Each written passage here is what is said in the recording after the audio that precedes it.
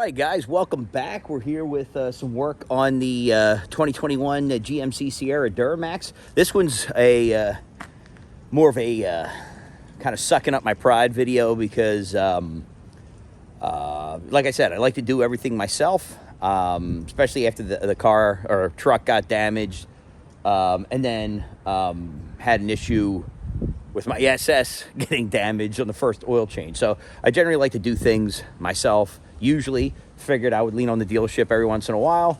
Now I don't hardly at all.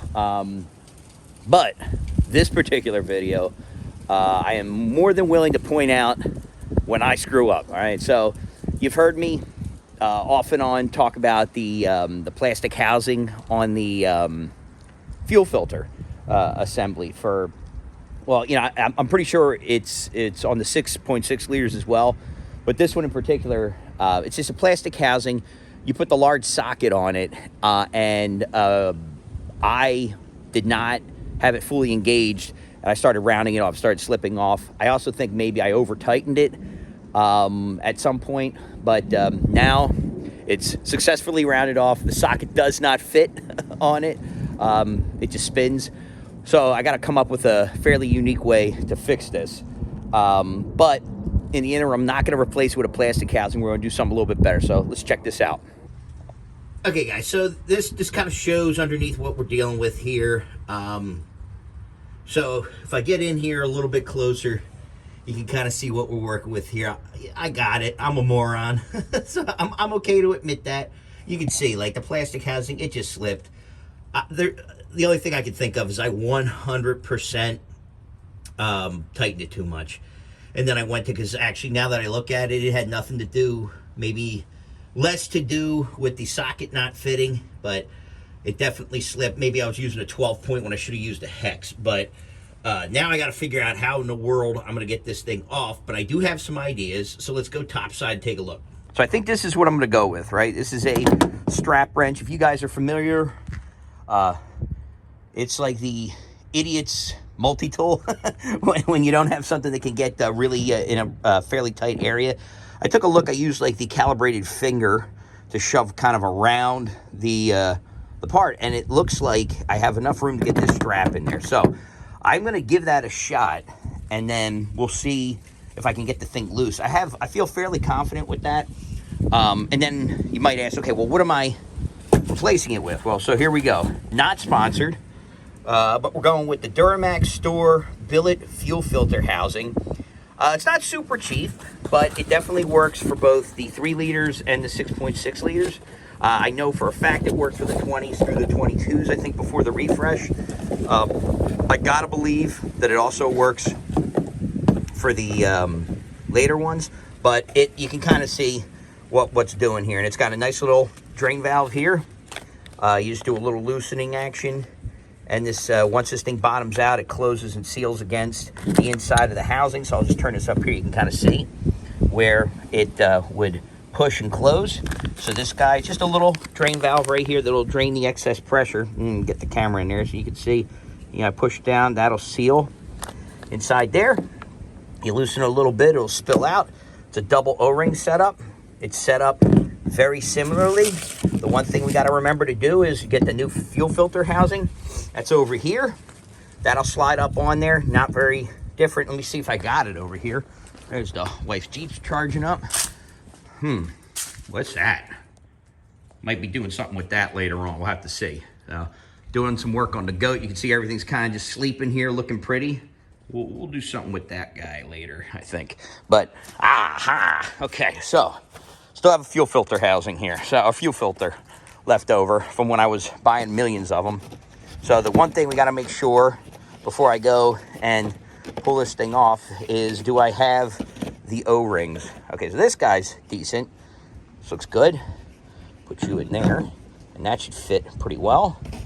And then this guy gets the, oh, look at that. It has an O-ring here too. So it's got this O-ring and it's got the little guy O-ring. So we just got to make sure the big O-ring already has it in the housing. So I got an extra O-ring. So now all I need to do is put this little guy on the stem underneath once I take it off. So for now, let me just put this stuff together so it doesn't blow away.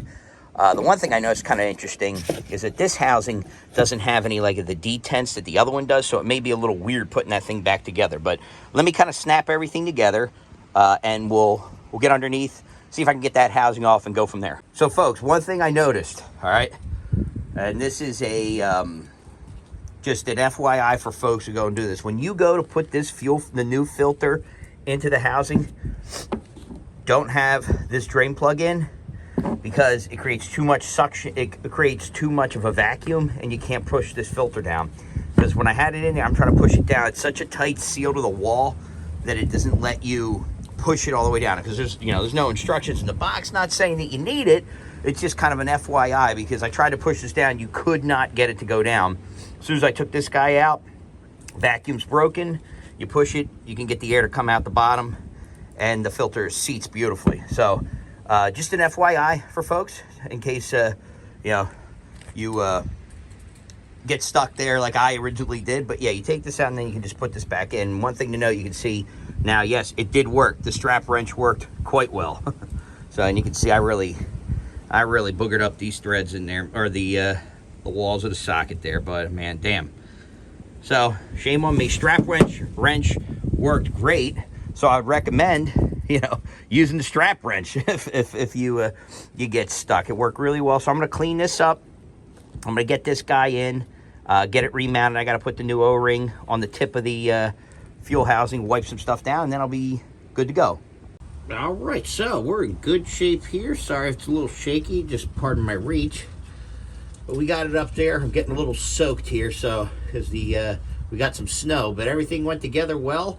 I took out the silver drain when I went to tighten it up. It went on real nice, so pretty happy with it. We're going to go through the normal startup procedure, holding down the ignition and letting the fuel cycle, so I got to like wait a minute or so in between it. But let's get inside and get down to business. Pump's running good. Everything sounds good. I'm going to feel the housing, check it. I think that this stain here was from something else. I think when I was originally emptying the thing out and spilled it, that's what I think it's from. I just had it covered up. So, nothing spilling, that my bad. I'm getting soaked here because of the ice coming out of the bed, but I don't think I have any issue here with this now. So I think we're good. There's definitely no obvious drips. So I'm going to take it for a ride. I'm going to move her into the driveway and let her idle a little bit to see if I can find anything leaking. Well, while we're waiting here, I'm just letting the truck kind of sit and idle. Clear. Yeah, needed the filter, but people are like, oh my God, it's so dirty. Diesel is dirty. This doesn't look any worse than when I took it out. It'd say, instead of it being like, 15% fuel life, fuel filter life remaining, don't look any worse than it did when I used to take it out at 25. So I think it's a lot of people who are not familiar with this stuff, and then immediately they think that this is horrendous and non-serviceable. But so that's it, folks. I mean, I think it's a pretty straightforward swap. I think it's worth it for folks who are having similar problems to myself with that housing. Seems to be a fairly common thing. I'm definitely going to wash this truck off because she is very dirty. She's earned that dirt.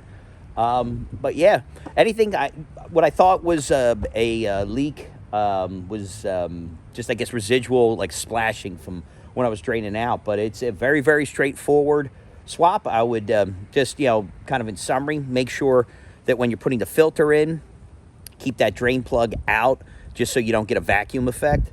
When you're putting it on, I did the same thing just because it makes it easier to tighten the thing up, and then I just screw it in by hand. I used an 18 millimeter socket to just tighten it up by hand, and that's all I needed. And then all you got to do, you press and hold 7 seconds to start. Once you're in the car, do not depress the brake. Put it into what I call tuning mode, but it's essentially, I think it's like an accessory mode. And then it's like ignition on, but you just press and hold it. You should be familiar with that for anyone who's done any type of maintenance on the vehicle. Also, if you have any like other cars, like any more modern cars, that's how you tune the vehicle. Press and hold that. Let the filter fill up. Let it sit for a little bit. Should fire right up. It did with this. I think the only thing I've noticed so far is that it does seemed to take a little bit longer to start, but that may have been just a coincidence. I don't know if it means it's just some drain back with that setup or what, but I'll keep an eye on that for you guys. But that's it. Quick and dirty, guys. Worked out really well. Duramax Store. It's a fuel filter housing replacement. It works, I want to say it's like 2001 through 23 or something like that. It's a really broad range of coverage. But it started for something on the 6.6 liter. Just happens to work great for the 3-liter diesels. So there, at least the LM2s. I don't know yet if it works for the newer ones, but the LM2s, it definitely works. So there you have it, guys. Hope it helps you out. It definitely helped me out. I was a little worried. Strap wrench definitely works in case you get stuck there. Thanks for watching. We'll catch you again some other time.